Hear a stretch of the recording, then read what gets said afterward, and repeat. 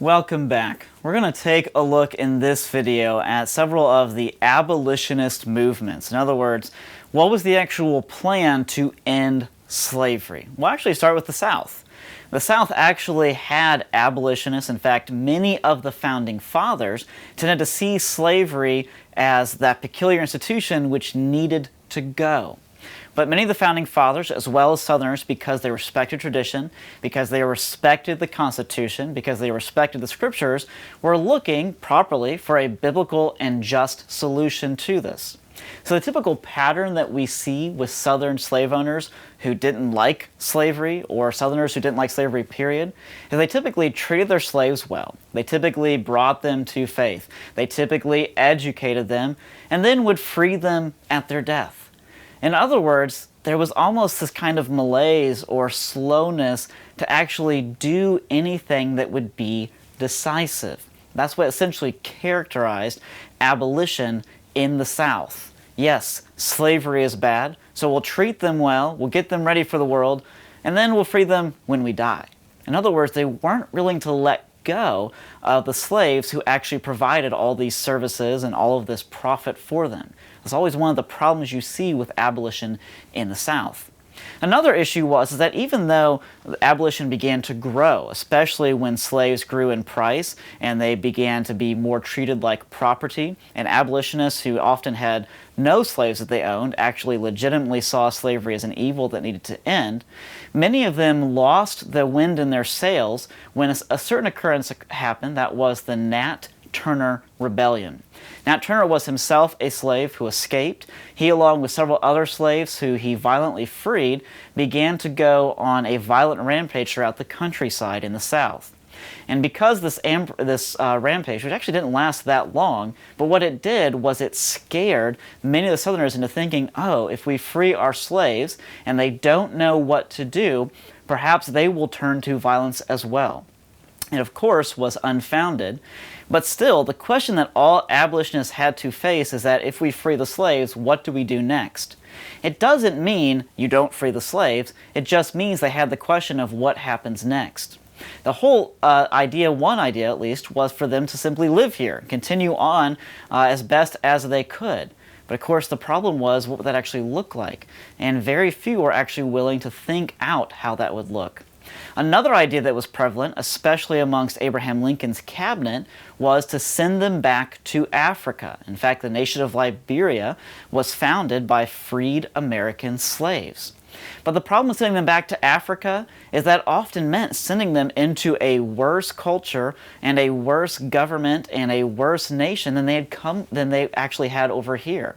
Many of them had been over here for generations, so they had no memory of Africa. It'd be kind of like sending the European colonists back to Germany or back to Ireland or back to Scotland. They had been over here so long that they no longer saw those places as home.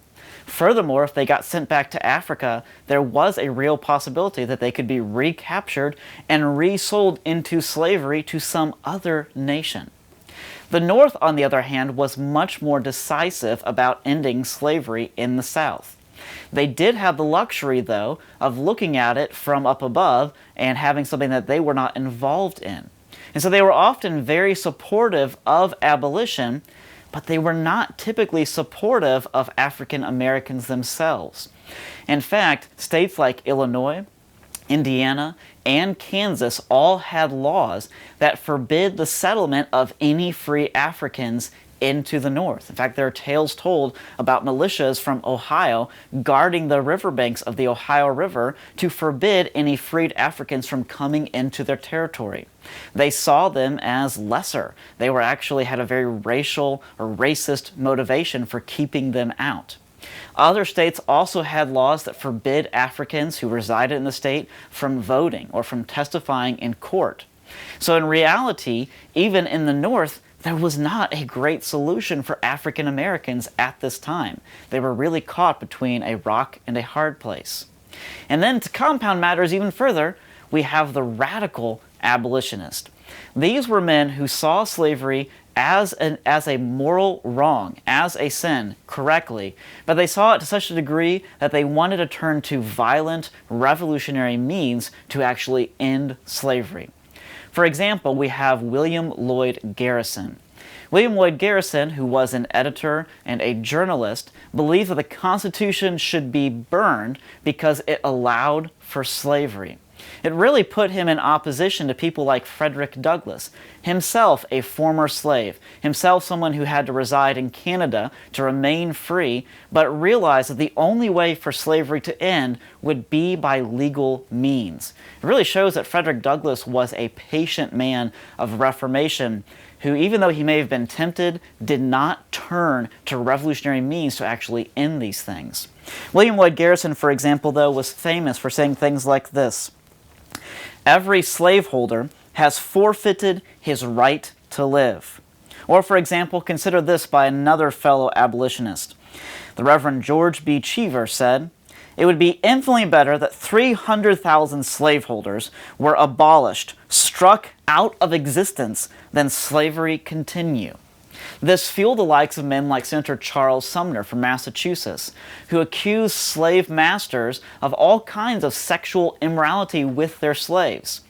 Sometimes it was actually true, but most of it was unfounded. He was openly hostile. But of course, one of the most hostile was John Brown. John Brown was a man who had incredible experience with slavery, saw it as the great evil of our day or of his generation, and so therefore he went to places like Kansas, which was embroiled in a bitter war, really with people from Missouri trying to make Kansas into a slave state, or versus keeping Kansas as a free state. It was there that Brown actually participated in a massacre in which he and some fellows murdered some 5 people.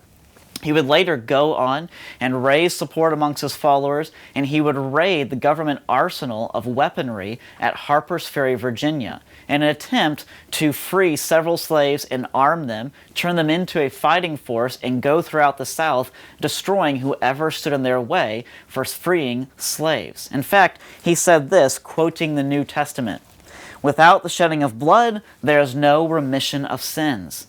He really did believe that the Southerners, and especially slaveholders, men, women, and children even, would have to die in order for slavery to end. Now, he was right about the fact that a solution to sin would have to be bloody. It's just the fact that he ignored the whole finished work of Christ. Christ had already provided that finished end. He had already provided that bloody means to forgive sin. But still, we're looking at American slavery, which still existed in the days of John Brown. And what slavery needed was it needed a decisive action that was actually legal and just. How that actually occurred is really the unpacking of the war between the states. And as we'll see, it didn't really occur in any kind of ideal way.